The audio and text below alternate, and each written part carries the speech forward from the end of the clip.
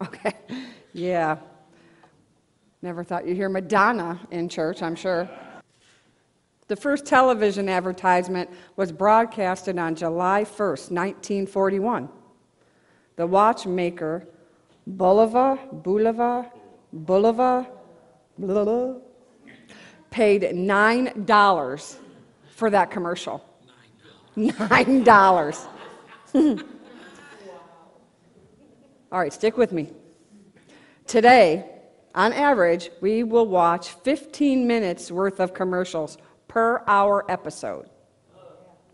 Watching TV for 3 hours gives us a minimum of 45 minutes worth of people telling you that you need this car to get you there, you need this equipment to make you thin, you need this pill to make you, okay, I'm you need this blank to make you happy. We're living in a material world. God said, what? What? The world defines their net worth by their money and the status that they have.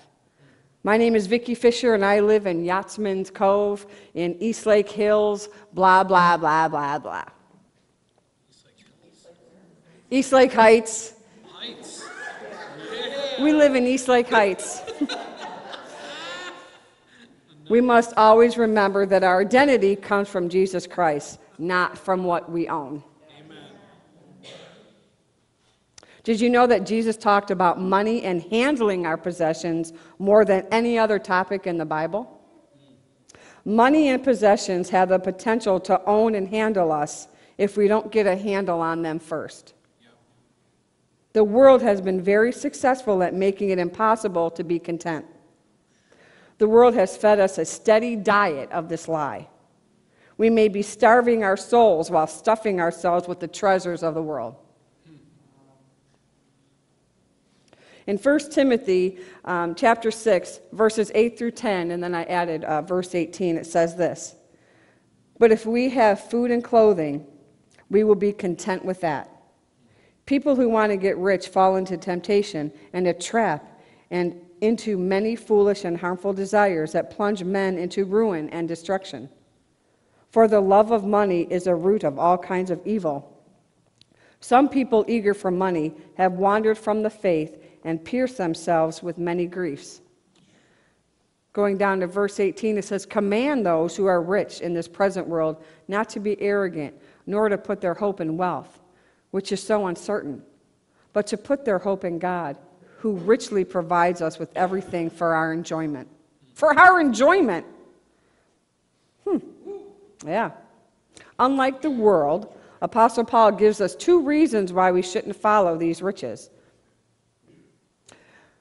Number 1, we shouldn't pursue riches because we are not going to take it with us when we die. Have you ever seen a U-Haul in a processional? Yeah, no.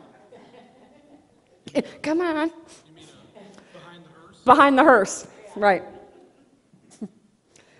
We shouldn't pursue riches because we can and should be content with God's blessings. Yeah. This goes against the grain of the world. The world says you need bigger and better. That's constantly what we hear from the world.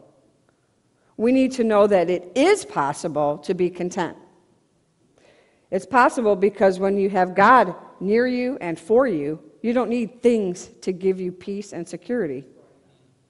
Hebrews 13, verses 5 and 6 says, "Keep your lives free from the love of money and be content with what you have, because God has said, 'Never will I leave you, never will I forsake you.'"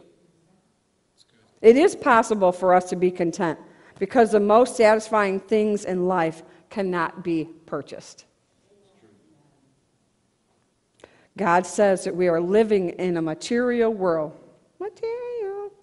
But don't be like the world. Romans 12:12 says, "Do not conform any longer to the pattern of this world, but be transformed by the renewing of your mind.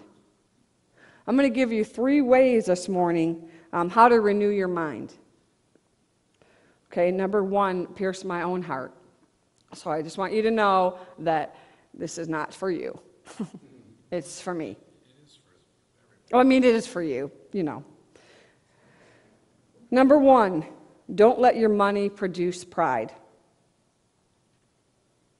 Sometimes when we make a new purchase, we have the tendency to run off and show it to people or announce it. New car. God showed me that this is not spiritually healthy. Number 2, place your hope in God, not possessions. Always remember that your things don't love you. You might love them, but they certainly don't love you. Number 3, God says to be a good steward over money. Paul says to be rich in good deeds and generous. Be willing to share. God has blessed you so you may be a blessing to someone else. Finally, Matthew 6:33 says, "But seek first his kingdom and his righteousness, and all these things will be given to you as well."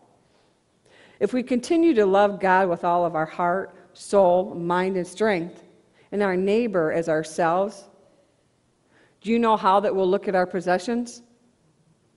We won't. That was good. You get anything out of that this morning?